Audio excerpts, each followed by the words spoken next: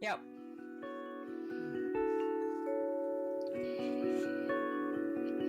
Oh, I'm kind of nervous. I know. I am. All right. Three, Three, two, two, one. This is not just my pick, everybody. Amber has a little history with this particular artist. When did you find out about Bright Eyes? I was in elementary school. I was Oh my definitely in God, elementary. that young? Yes. I was sitting in the kitchen, and Justin comes in.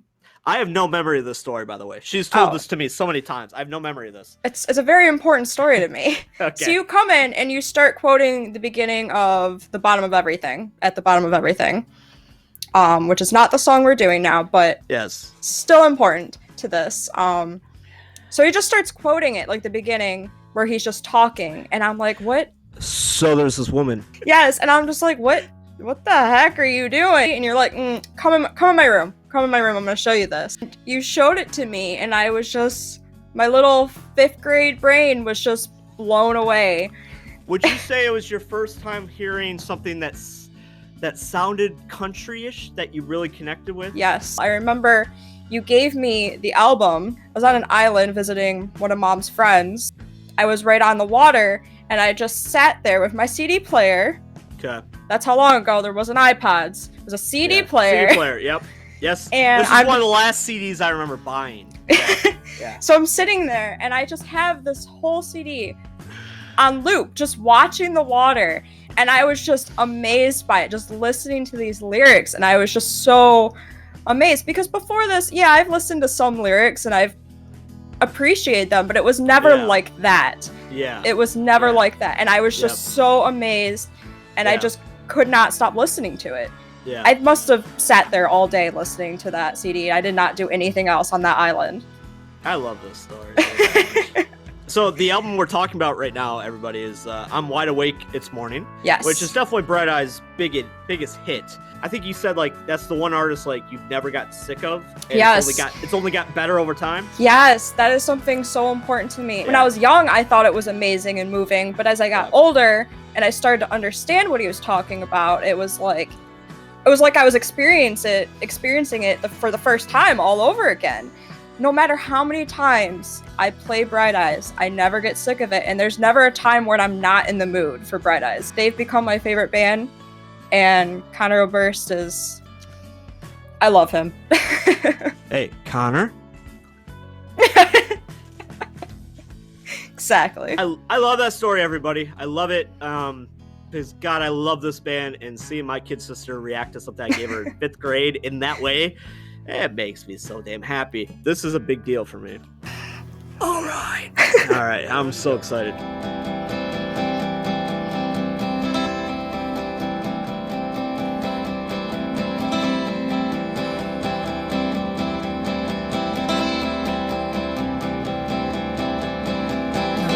I've been wishing I had one desire, something that would make me never want another, something that would make it so that nothing mattered, all would be clear again. But I guess I'll have to settle for a few brief moments and watch it all dissolve into a single second, and try to write it down into a perfect sonnet, or one foolish. You know, something I find interesting about Bright Eyes is that a lot of the time when I try to show people Bright Eyes, they cringe at his voice and they're like, oh my, what is this? And it's just so weird to me, because when I first started listening to Bright Eyes, I never saw that as a problem. That's what drew you in, yeah. Yeah, like I never once was like, oh God, what is he doing? I loved the whole thing, and it was never a problem for me. Okay, and then I always try to say, like, you need to listen to the lyrics, and they're like, it's kind of hard to. Now you know how Bob Dylan fans feel. Yeah.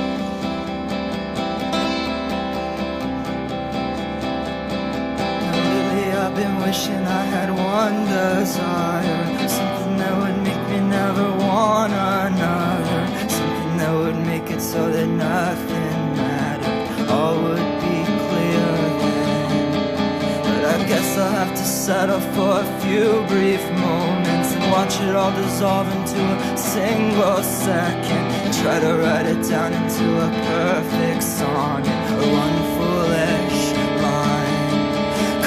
that's all that you'll get.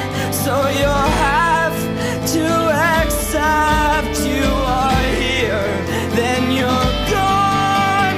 But I believe that lovers should be tied together, thrown into the ocean in the worst of weather, left there to drown, left there to drown in their innocence. But as for me, I'm coming to the fire. There's some dark, twisted shit. Oh yeah. I believe lovers should be tied together and drowned because I can't find love in my life. Imagine an angsty teenager listening to this, one who was not currently in a relationship. I was like, yeah, fuck that. I have felt this. Yeah. I felt this very strongly. Glad I got over it, but Oh yeah. you gotta appreciate the wordcraft that he's got going on here.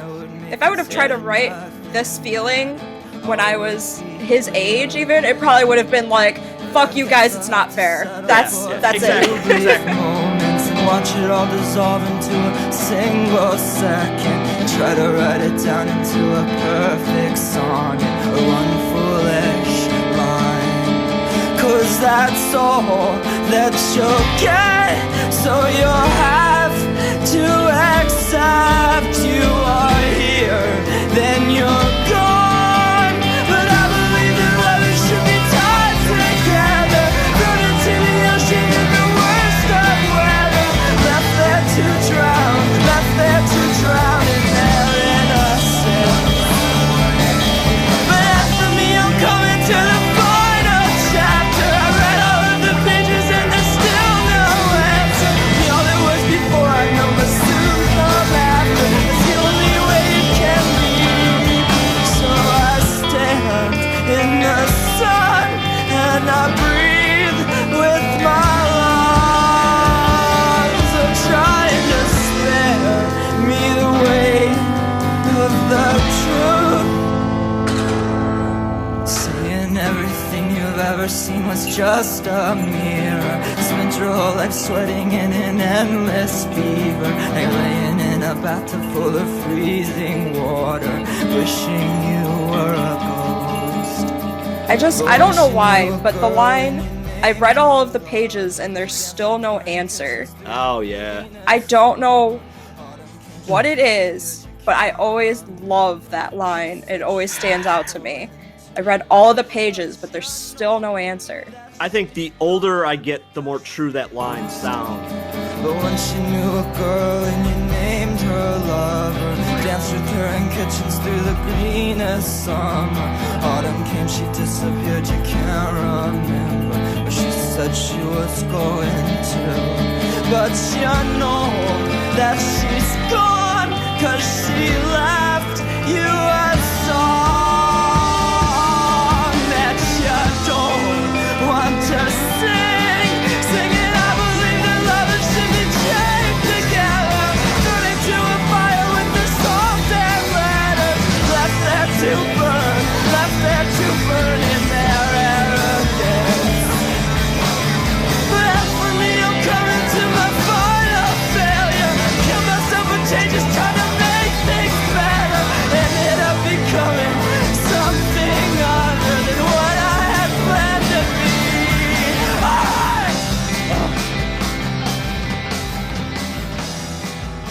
Best scream of all time. Best scream of all time. Every time I That's it. hear it, it It's makes so me... real.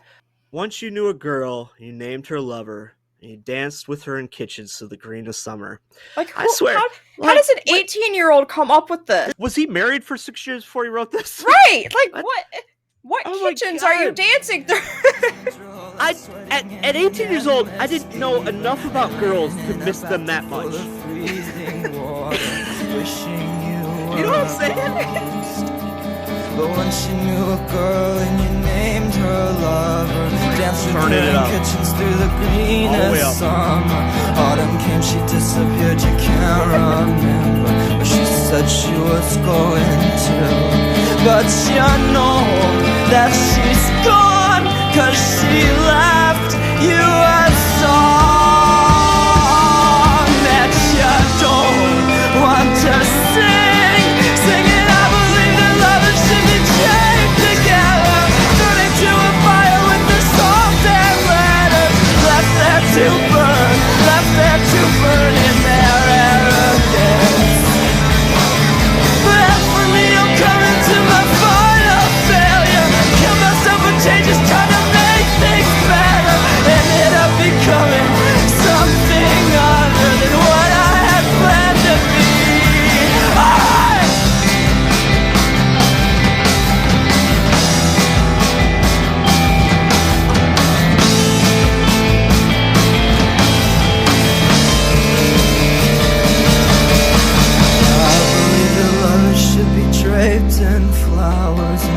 torn together on a bed of clover. Left there to sleep, left there to dream of that happiness.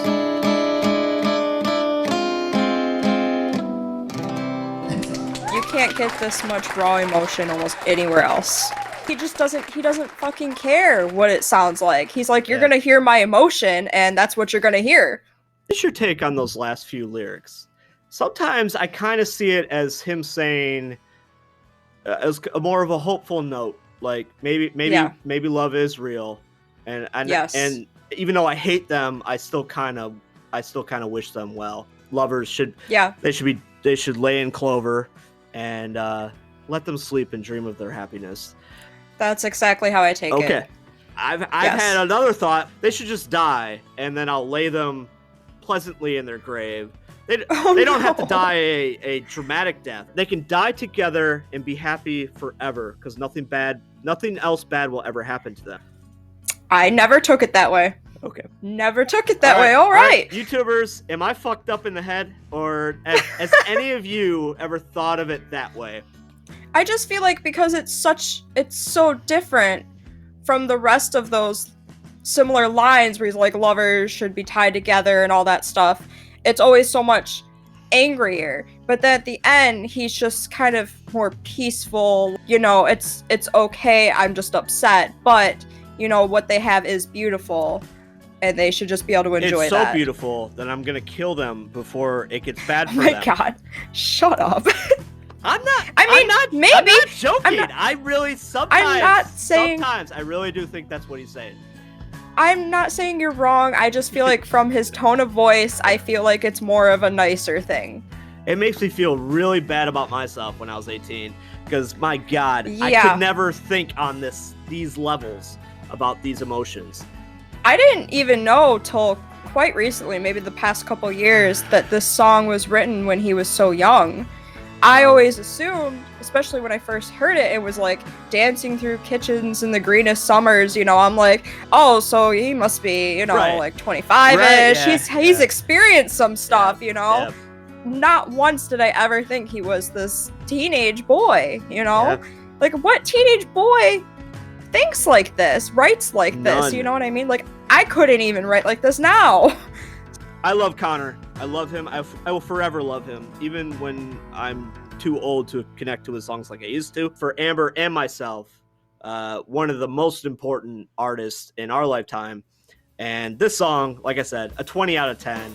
This is a nuclear bomb of emotion. Okay, see you everybody. Bye.